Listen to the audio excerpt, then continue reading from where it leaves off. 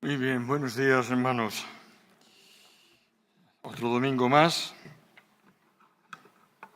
Siempre me gusta decir otro domingo más y otro domingo menos, porque a mí ya tengo otro domingo menos para irme.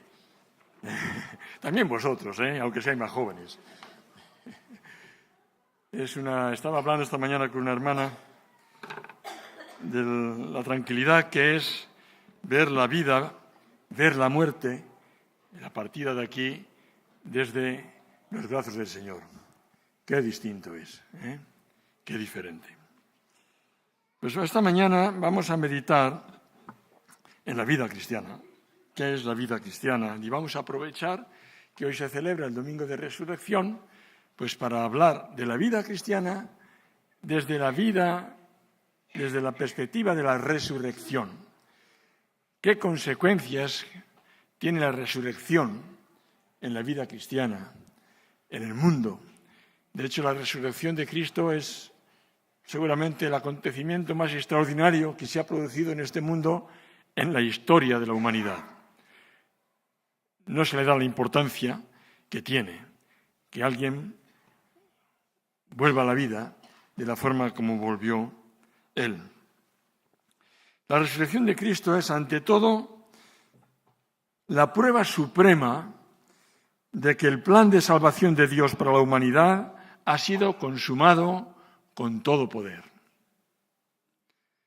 Es la manifestación de poder más portentosa que se puede dar en este mundo, dejar una tumba vacía.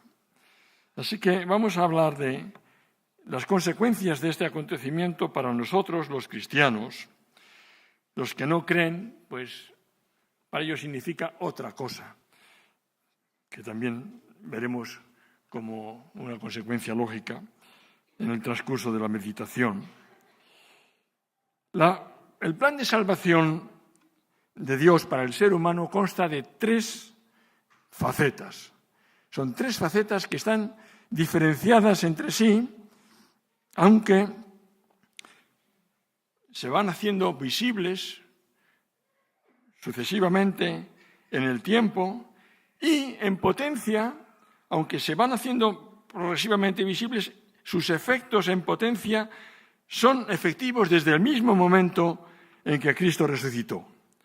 O sea, son 3 facetas que se manifiestan paso a paso en el tiempo, una tras otra, pero que desde un inicio, en potencia, han sido ya realizadas, son efectivas por causa de la resurrección de Cristo. Por eso, de ahí viene el vínculo de la vida cristiana y de estas 3 facetas de la vida cristiana con la resurrección de Cristo. Las 3 facetas son la justificación, la santificación y la resurrección. Justificación, santificación y resurrección. Vamos a ver brevemente y algo, porque son doctrinas muy extensas, pero vamos a ver lo esencial de cada una de ellas. Acerca de la justificación, en primer lugar, vamos a leer en Romanos capítulo 3, versículo 21 al 26. Y yo voy a leer tal como lo dice la Biblia textual. Dice, pero ahora, aparte de la ley, se ha manifestado la justicia de Dios, testificada por la ley y por los profetas. La justicia divina mediante la fe de Jesús el Mesías, para todos los que creen, porque no hay distinción alguna por cuanto todos pecaron y están privados de la gloria de Dios, siendo justificados por su gracia, sin merecimiento alguno, mediante la redención que tienen en Cristo Jesús, a quien Dios ha propuesto, públicamente como sacrificio expiatorio por su sangre a través de la fe, como evidencia de su justicia, a causa de haber pasado por alto Dios en su paciencia los pecados pasados, con el propósito de demostrar su justicia en el tiempo presente, a fin de que Él siga siendo justo también cuando declara justo al que es de la fe de Jesús. Es decir, Dios se ha preocupado de manifestar su justicia y de demostrar que Él es justo cuando aplica su justicia antes y después de ella. Así que la justificación es el acto de justificar. ¿Y qué es justificar? Declarar justa a una persona ante Dios, el juez supremo. De eso se trata la justificación. ¿Cuándo se declara justa a una persona? Pues según hemos leído, el texto bíblico dice que la justicia de Dios se presenta en dos fases. ¿Cuándo se declara justa la persona? Pues cuando ésta, me he adelantado un poquito, cuando ésta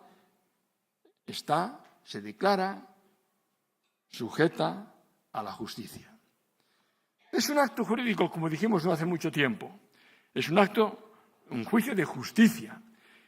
Y uno se beneficia de esa justicia cuando se sujeta a ella. No puede ser de otra manera. ¿Y qué justicia es? Pues es la justicia de Dios, no es otra justicia, es la de Dios. ¿Y en qué consiste? Ahora sí llegamos. La justicia de Dios. Pues según hemos leído en el texto, la justicia de Dios se presenta en dos fases. La justicia en sí misma y su aplicación. Es interesante que lo veamos, lo estoy diciendo con mucha sencillez para que lo comprendamos, porque es un concepto, yo no sé qué os pasará a vosotros, pero a mí de niño me costaba trabajo entenderlo.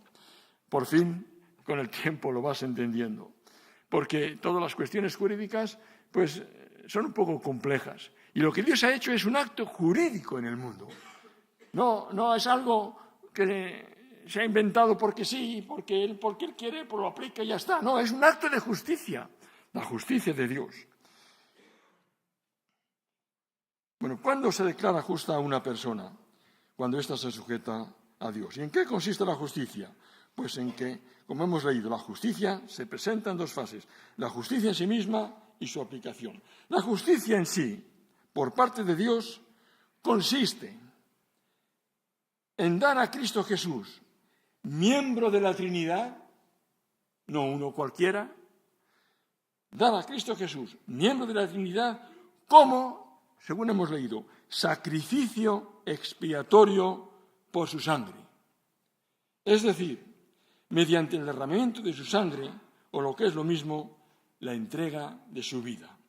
La justicia por parte de Dios consiste en que da a su Hijo Jesucristo en sacrificio expiatorio por nosotros, por el derramamiento de su sangre.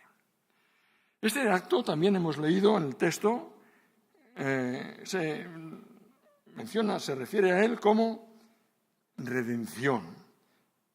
Es un acto de redención, es decir, redimir o rescatar, pero no de cualquier manera, redimir o rescatar mediante el pago de un precio.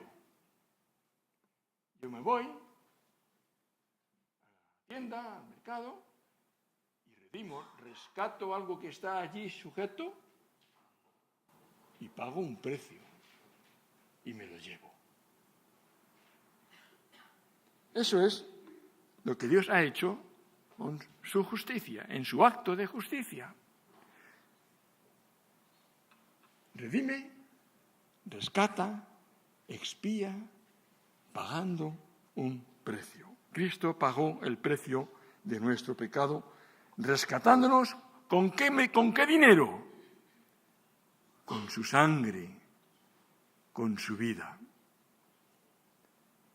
Es importantísimo entender esto bien y aunque se predique sobre ello muchas veces, yo me he referido a ello no hace mucho, aquí desde esta misma plataforma, a mí no me importa, porque quiero aprenderlo bien, quiero estar bien seguro de lo que creo y de lo que supone esto.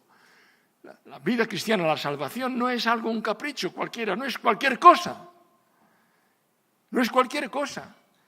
Es un juicio público que se ha celebrado en la historia de la humanidad y en la cual Dios, en la persona de su Hijo, nos ha entregado su vida en rescate por nosotros.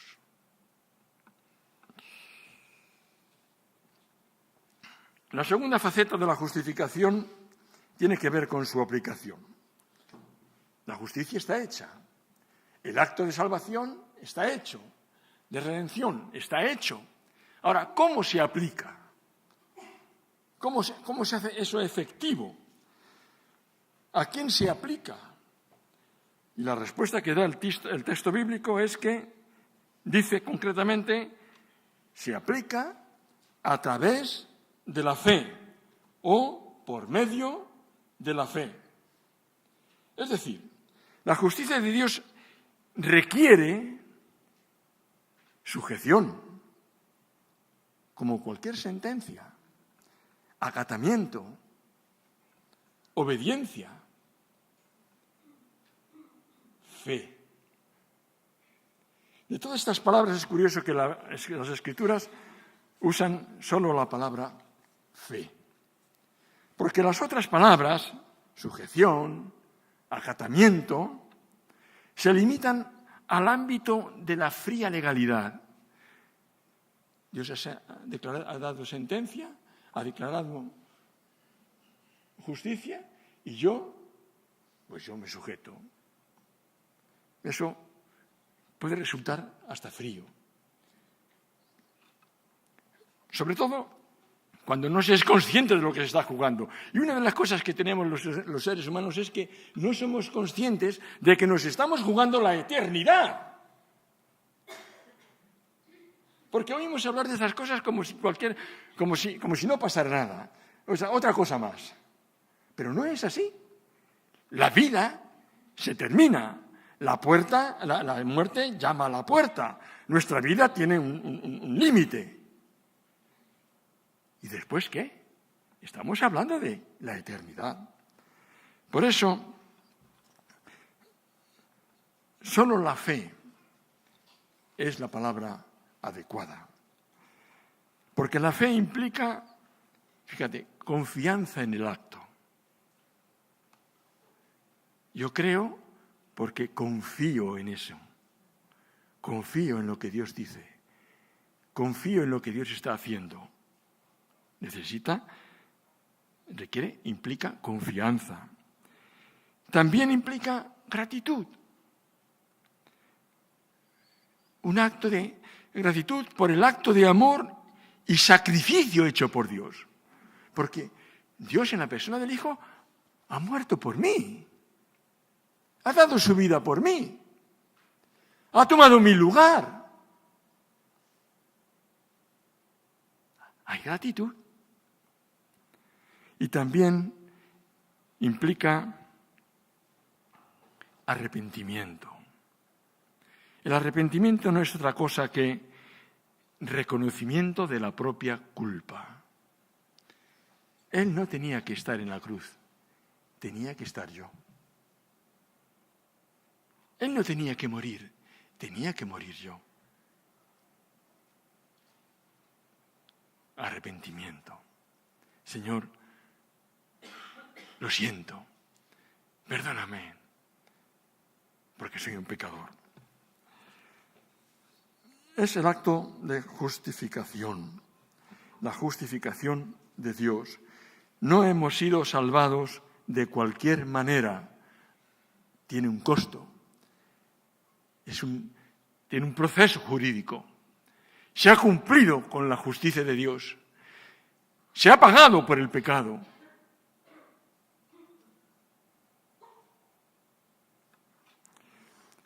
En Romanos 4:25 leemos, a modo de resumen de toda esta sección, dice, el cual, el Señor Jesucristo, fue entregado por causa de nuestras transgresiones y resucitado a causa de nuestra justificación. No ha sido de cualquier manera. Él ha sido entregado por causa, no de la culpa que él tuviera, no por un capricho, sino por causa de nuestras transgresiones y resucitado, no tampoco porque sí, porque le ha dado la gana, sino a causa de nuestra justificación, porque Él ha hecho un trabajo de justificación, de justicia. Y porque ha hecho el trabajo de justicia, y cuando ya lo ha hecho, entonces, puesto que la muerte no le puede retener, resucita. A causa de nuestra justificación. Aquí hay un matiz muy importante, porque algunas veces hemos predicado, se ha oído predicar que Cristo ha resucitado para nuestra justificación. Es decir, si no hubiera resucitado, pues no habría habido la obra de la justificación. No, la obra de la justificación está hecha. Y porque está hecha, Cristo resucita. Como dicen las notas aclaratorias de la Biblia textual, nosotros pecamos, por tanto, Él padeció. Nosotros somos justificados, por tanto, Él resucita.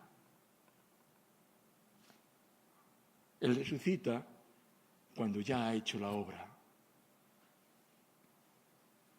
Es un matiz, pero es un matiz muy importante, porque la resurrección es el broche, lo que manifiesta, lo que muestra el poder de Dios, el poder que hay en Él y que se manifiesta en Él a causa de la resurrección, es el mismo poder capaz de hacer la justificación. Dios entrega su vida por nosotros en nuestro lugar porque tiene poder para hacerlo. No solamente porque sea santo, sino porque tiene poder para hacerlo. La muerte no le puede retener. Así pues, Cristo resucitó porque la obra de salvación de Dios, nuestra justificación, nuestro rescate, ha sido consumado por su muerte. Y una vez consumado, una vez pagado el precio, resucitó mostrando así su poder. La muerte no le podía retener. Cristo terminó con las consecuencias del pecado. Cristo venció la muerte. Cristo consumó la salvación. Por tanto, Cristo resucitó. Así que la tumba vacía es garantía de que la obra de Dios es efectiva, es eficaz. Vamos a pasar ahora a santificación, la otra faceta de la vida cristiana. Con la resurrección de Cristo y a causa de su muerte expiatoria, ¿qué es lo que ha pasado? Pues ha surgido una nueva vida, que eso es de lo que habla la resurrección. Se ha hecho la obra de redención y surge una nueva vida. Cristo resucita. Ha surgido una nueva vida, la vida que procede del Espíritu Santo derramado en todo creyente. Cuando Cristo ha resucitado, nosotros hemos creído en Él. La obra de Dios entra en acción en aquellos que creen en Él. Y dice la palabra de Dios que por la fe se produce en nosotros, por la acción del Espíritu Santo, un nuevo nacimiento. El Espíritu de Dios entra en nosotros, que ya estamos limpios de pecado por causa del sacrificio de Cristo, de la justificación de Cristo. En 2 Corintios, por ejemplo, leemos, de modo que si alguno está en Cristo, nueva criatura es. Las cosas viejas pasaron, todas son hechas nuevas. En Cristo resucitamos también nosotros a una nueva vida. Y esto en el poder de Dios. Y en el mismo momento en que Cristo resucitó, aunque yo ni siquiera había nacido, en potencia, por causa de la fe, ya resucité con Él. Eso es lo que enseña la Escritura. En Romanos 6:22 leemos, pero ahora que habéis sido liberados del pecado, esa es la justificación, liberados del pecado y hechos siervos de Dios, por su Santo Espíritu, tenéis por vuestro fruto la santificación y como fin la vida eterna. Es tremendo. Efesios 4:23-24 dice, renovaos en el espíritu de vuestra mente, el Espíritu Santo que habita en vosotros, y vestíos del nuevo hombre, creado según Dios en la justicia y santidad de la verdad. Justicia y santidad de la verdad. En esta nueva creación en Cristo, libres ya de las consecuencias del pecado y de su dominio sobre nosotros, por la acción del Espíritu Santo, se abre una nueva vida, una vida de santificación. La justicia de Dios y su santidad van juntas. Es el Dios Santo, en la persona de Cristo, ha muerto por nuestros pecados, pero como es santo, la muerte no lo puede retener, nos lleva con Él a una vida nueva. Eso es lo que significa la resurrección, que hemos pasado por la muerte en Cristo Jesús. Algo verdaderamente maravilloso. Por eso la palabra de Dios nos exhorta continuamente a vivir en santidad, en el poder del Espíritu.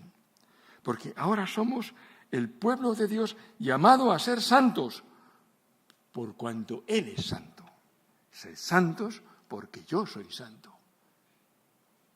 Ya no estáis sujetos al pecado, ya no estáis vendidos al pecado, estáis liberados del pecado, liberados de la muerte. Ahora sois míos, porque yo os he comprado con mi sangre inocente. Ahora sois santos. Estamos santificados. Desde el momento que hemos sido perdonados, somos santos. Lo que ocurre es que por un tiempo, por eso se va manifestando en etapas, por un tiempo, seguimos en este cuerpo de muerte. Este cuerpo no es perfecto, este cuerpo está llamado a quedarse en la tumba. Y por causa de nuestra humanidad, pues la santificación efectiva en la práctica se va produciendo poco a poco, en la medida en que nosotros voluntariamente y descubriendo las cosas por la palabra de Dios, nos vamos entregando a la acción poderosa del Espíritu Santo. Pues vosotros, dice Pedro en su epístola, sois linaje escogido, real sacerdocio, nación santa, pueblo adquirido por Dios, para que anunciéis las virtudes, la palabra se puede traducir también por proezas, de aquel que os llamó de las tinieblas a su luz admirable. Vosotros que en otro tiempo no erais pueblo, pero ahora sois pueblo de Dios. En otro tiempo no habíais alcanzado misericordia, pero ahora habéis alcanzado misericordia. Somos una nación santa porque ya estamos santificados, justificados en Cristo. Solo nos falta avanzar en ese camino de santidad poco a poco, a pesar de nuestro cuerpo mortal. A pesar de nuestro cuerpo mortal.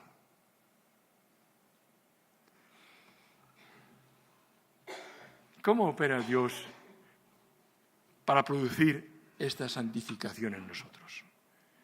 Lo hace por su Santo Espíritu. Por su Santo Espíritu y por la revelación nos lleva a la palabra, y por su Santo Espíritu que nos revela la palabra de Dios, nos va mostrando nuestro pecado.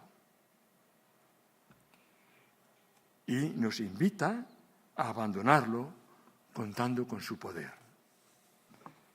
El Espíritu nos redarguye, nos convence de que estamos incurriendo en la mentira, por ejemplo. Y nos lleva a despreciar la mentira, porque eso no es de Dios.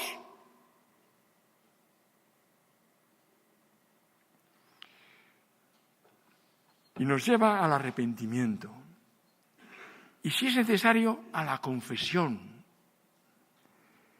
Pero sigue más, nos lleva y no para hasta que abandonamos totalmente semejante práctica. ¿Te acuerdas cuando has peleado, hermano, con tu propia primera mentira de la que eres consciente? Cuando te arrepentiste de haber mentido a tu padre o a tu madre o a tu hermano o a tu hijo o a tu esposa o a tu esposo y no estabas a gusto. Y Dios ha ido trabajando y trabajando y trabajando hasta que has dejado de mentir.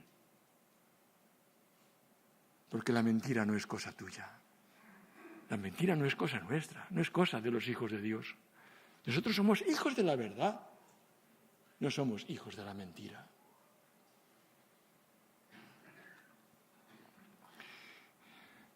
No nos dejará hasta que haya obrado el cambio. Esa es la obra del Espíritu Santo. Hasta que aborrezcamos la mentira y ya no nos importe sufrir las consecuencias que tenga para nosotros el vivir en la verdad, porque vivir en la verdad en este mundo tiene consecuencias. Muchas veces cuando estás trabajando en el círculo que te mueves, es más fácil salir del paso con una mentira que con la verdad, porque si dices la verdad, ¡pum!, ya lo has complicado. Y tiene consecuencias. Entonces te enfrentas, ¿sigo con la mentira o afronto las consecuencias? ¿A quién obedezco? ¿A quién sigo? Y dices la verdad y te confías al cuidado del Señor, al Dios de verdad, y enfrentas la verdad y vives en la verdad, porque lo tuyo es la verdad, no la mentira. Después te das cuenta que duermes más a gusto viviendo en la verdad que acostándote con la mentira. Y que vas más a gusto y mires a los ojos a tu esposa o a tu esposo o a tu hijo o a tu hija o a tu madre y le mires a los ojos sin vergüenza y sin remordimiento, y qué buena es la verdad. Somos hijos de la verdad, hijos para la santificación. Y este ejemplo es válido para todo pecado que el Espíritu nos vaya mostrando. Podríamos hablar de la inmoralidad, de las adicciones, de muchas prácticas. No hay tiempo para pararse en eso. Vosotros ya sabéis de lo que estoy hablando. Cuántas cosas que quieren adueñarse de nosotros y de las cuales somos ya libres, y el Señor quiere librarnos. ¿Por qué? Porque sabe que eso solamente trae tristeza y pena. Y en el caso del cristiano, reprimenda y azotes por parte de Dios. Porque una cosa es, una vez que has aceptado a Cristo por Salvador y eres su hijo, el Señor te corrige. No te va a dejar que peques tranquilamente, porque eres santo.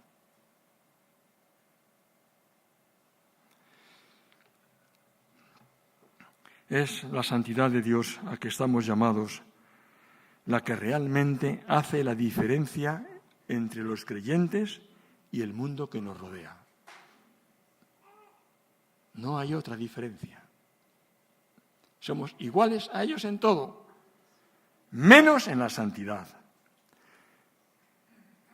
Este mundo, las prácticas de este mundo se van alejando cada vez más de la verdad de Dios.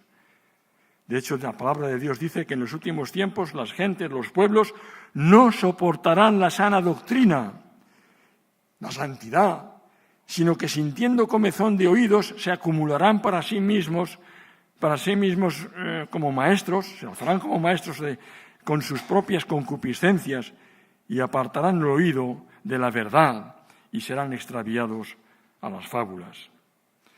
La resurrección de Cristo, hermanos, ha abierto delante de nosotros una vida de santificación, una vida que busca honrar y glorificar a Dios que nos ganó para sí con su amor sacrificial.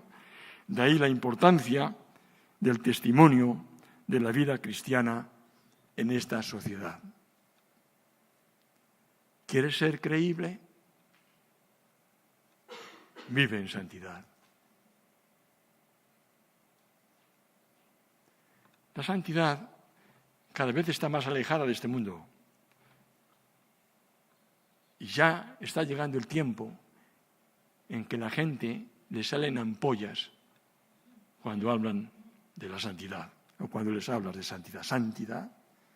¿O pecado? ¿O pecado? A mí no me hables de eso. De hecho, hay muchos lugares donde está mal visto hablar de pecado. Está mal visto hablar de santidad. Esas cosas que son. Pues ahí está la diferencia entre los hijos de Dios y los que no son hijos de Dios. Por último, vamos a meditar brevemente. El tiempo se pasa volando. Perdonadme, yo siempre me extiendo y quiero ser más breve, pero yo estaría aquí horas, porque hay tanto que decir, tanto que hablar, que es una pena que tengamos que estar sujetos al reloj. Pero vamos a hablar brevemente sobre la resurrección. Vamos a ser más breves. Dios nos ha justificado, nos ha santificado, pero no se ha parado ahí. Hay una tercera faceta. Él ha dispuesto que sus hijos experimentemos también la resurrección y que la experimentemos realmente, como Cristo la experimentó. Los cristianos estamos llamados a resucitar.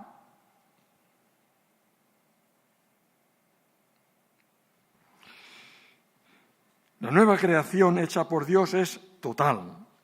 El ser humano en Cristo está llamado a dejar de ser terrenal, material,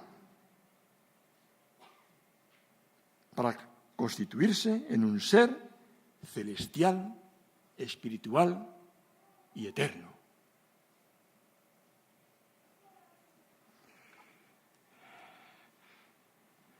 Corintios 15 dice, pero ahora Cristo ha resucitado de los muertos. Primicias, es decir, el primero de los que murieron es hecho.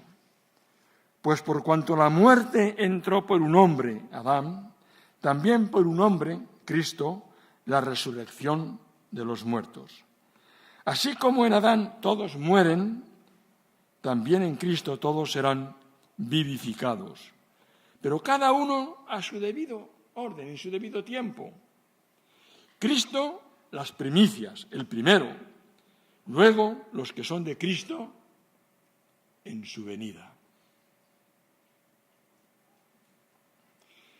Colosenses 1 dice, Él, Cristo, es también la cabeza del cuerpo que es la Iglesia, y es el principio, el primogénito, el primero de entre los muertos, para que en todo tenga la preeminencia. Él es el primero en todo. Y Pablo, cuando estaba delante del rey Agripa dando testimonio de su fe, dice, pero habiendo obtenido auxilio de Dios, persevero hasta hoy, hasta el día de hoy, dando testimonio a pequeños y a grandes, no diciendo nada fuera de las cosas que los profetas y Moisés dijeron que había de suceder. ¿Qué había de suceder? que el Cristo había de padecer y ser el primero de la resurrección de los muertos para anunciar luz al pueblo y a los gentiles. Cristo es el primero, el que inaugura el camino de la resurrección. Luego, los que son de Cristo, en su venida. Así que, hermano, tú estás llamado a resucitar. Porque Cristo resucitó y hemos resucitado con Cristo. Lo podemos leer en Efesios. Ya estamos resucitados con Cristo y es más, dice, y sentados en lugares celestiales. ¿Cómo? En potencia. Y nadie lo va a cambiar. Nadie lo va a cambiar, como nadie pudo impedir que Cristo resucitara. Vamos a leer un pasaje de aquí, para ir terminando, de 1 Corintios 15. Voy a leer el versículo 42 en adelante. Así también, dice, es la resurrección de los muertos. Porque los corintios no entendían bien esto de cómo se va a producir y en qué consiste esto. Pues el apóstol Pablo se lo explica con pelos y señales. Dice, se siembra en corrupción, este cuerpo corrupto resucitará en incorrupción. Se siembra en deshonra, es decir, en debilidad, resucitará en gloria. Se siembra en debilidad, resucitará en poder. Se siembra cuerpo animal, cuidado, atención, resucitará cuerpo espiritual. Hay cuerpo animal y hay cuerpo espiritual. Así también está escrito, fue hecho el primer hombre Adán, alma viviente, y el postrer Adán, espíritu vivificante. Mas lo espiritual no es primero, sino lo animal, luego lo espiritual. El primer hombre, atención, es de la tierra, terrenal. El segundo hombre, que es el Señor, es del cielo, y nosotros con él. Cual el terrenal, tales también los terrenales, y cual el celestial, tales también los celestiales. Y así como hemos traído la imagen del terrenal, atención hermanos, ahora tenemos la imagen del terrenal, traeremos también la imagen del celestial. Pero esto digo, hermanos, que la carne y la sangre no pueden heredar el reino de Dios, ni la corrupción hereda la incorrupción. He aquí os digo un misterio, no todos dormiremos, es decir, no todos moriremos, pero todos seremos transformados en un momento, en un abrir y cerrar de ojos, a la final trompeta, porque se tocará la trompeta y los muertos en Cristo resucitarán incorruptibles y nosotros seremos transformados, seremos arrebatados y transformados. Porque es necesario que esto corruptible se vista de incorrupción y esto mortal se vista de inmortalidad. Y cuando esto corruptible se haya vestido de incorrupción y esto mortal se haya vestido de inmortalidad, entonces se cumplirá la palabra que está escrita. Sorbida es la muerte en victoria. ¿Dónde está, oh muerte, tu aguijón? ¿Dónde, oh sepulcro, tu victoria? Ya que el aguijón de la muerte es el pecado y el poder del pecado la ley. Mas gracias sean dadas a Dios, que nos da la victoria por medio de nuestro Señor Jesucristo. Así que, hermanos míos, amados, estad firmes y constantes, creciendo en la obra del Señor siempre, sabiendo que vuestro trabajo en el Señor no es en vano. No hay forma de decirlo con más claridad, ¿verdad?